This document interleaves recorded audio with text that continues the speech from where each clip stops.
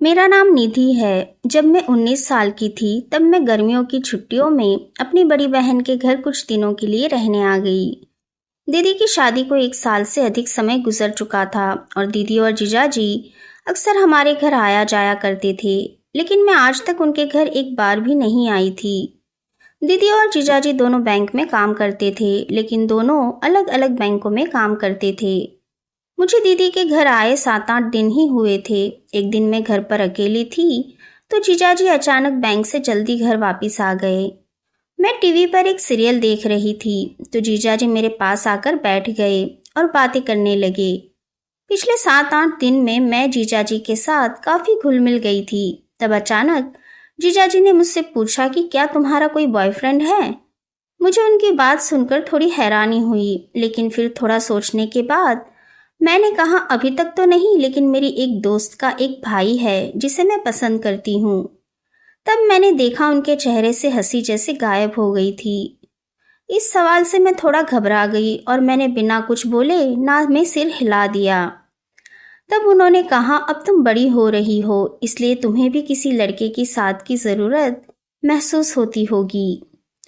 उनकी इस तरह की बातें सुनकर मेरे दिल की धड़कन बढ़ गई और मैं थोड़ा डर गई, लेकिन फिर मैंने सोचा शायद वो मेरे बारे में और कुछ जानना चाहते हो।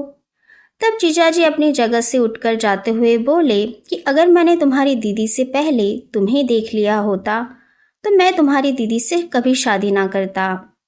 इतना कहकर वो किचन में चले गए। उनकी ये बात समझने में मुझे थोड़ा टाइम लगा, लेकिन मैंने सोचा शायद वो मजाक कर रहे होंगे। लेकिन उनकी बातें मुझे सोचने पर मजबूर करने लगी।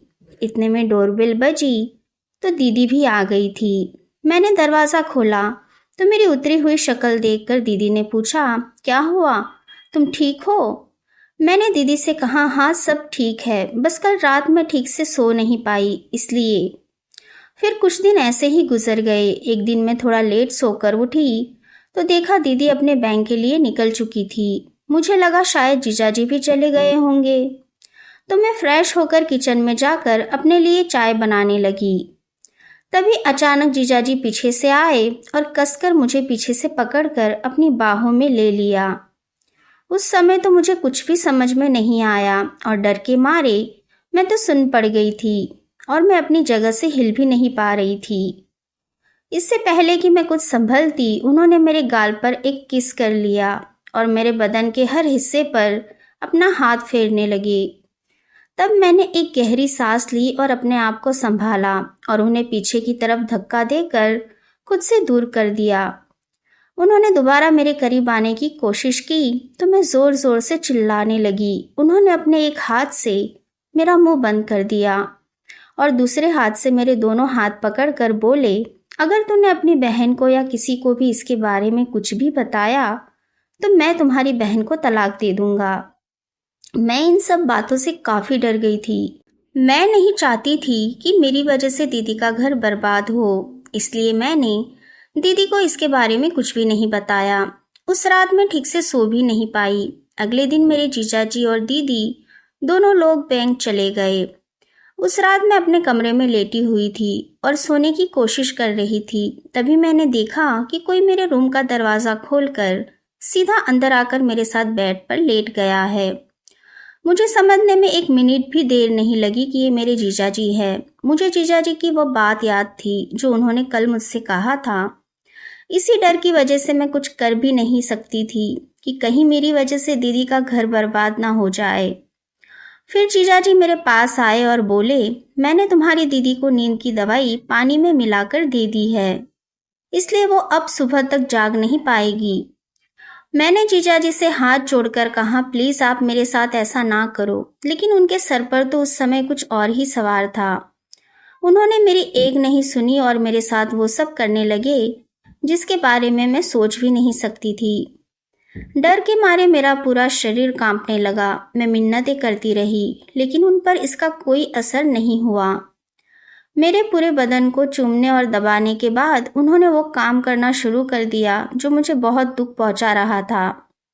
उस दर्द को मेरे लिए बर्दाश्त करना बहुत मुश्किल था। उनके इस कृत्य से मैं कुछ देर के बाद बेहोश हो गई। जब मेरी आंख खुली तो मेरी जिंदगी बर्बाद हो चुकी थी। और मैं पूरी तरह से टूट गई थी।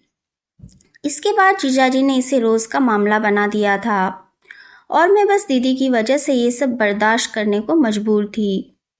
15-20 दिन तक लगातार ये सिलसिला चलता रहा। फिर एक दिन पता नहीं कैसे दीदी मेरे पास आई और उसने कहा, तुम्हारे और जीजाजी के बीच क्या चल रहा है? मुझे सब सच सच बता दो, वरना मैं मम्मी पापा को बुलाकर उनके सामने सारा सच खोल दूंगी। दीदी की ये बात सुनकर मैं काफ़ी घबरा गई और दीदी से पूछा, कैसा सच? तब दीदी ने कहा कि तुम्हारे और तुम्हारे जीजाजी के बीच ये सब क्या चल रहा है। मैं दीदी की बात सुनकर काफ़ी डर गई और दीदी से गले लगकर रोने लगी। फिर दीदी ने प्यार से मेरे सर पर हाथ फेरते हुए दोबारा पूछा। तब मैंने दीदी को सब कुछ सच सच बता दिया, जो भी जीजाजी ने मेरे साथ किया था। तब मैंने दीदी से पूछा, लेकिन आपको इस सब के बारे में कैसे पता चला?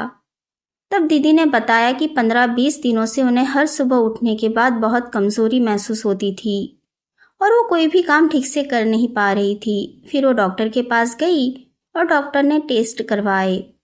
तब उन्हें पता चला उन्हें काफ़ी दिनों से लगातार नींद की दवाई दी जा रही है।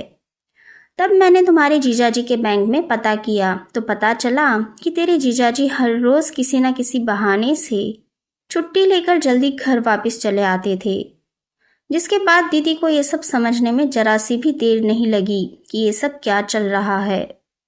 दीदी ने उसी वक्त पुलिस को बुला लिया और पुलिस को सब कुछ सच सच बता दिया।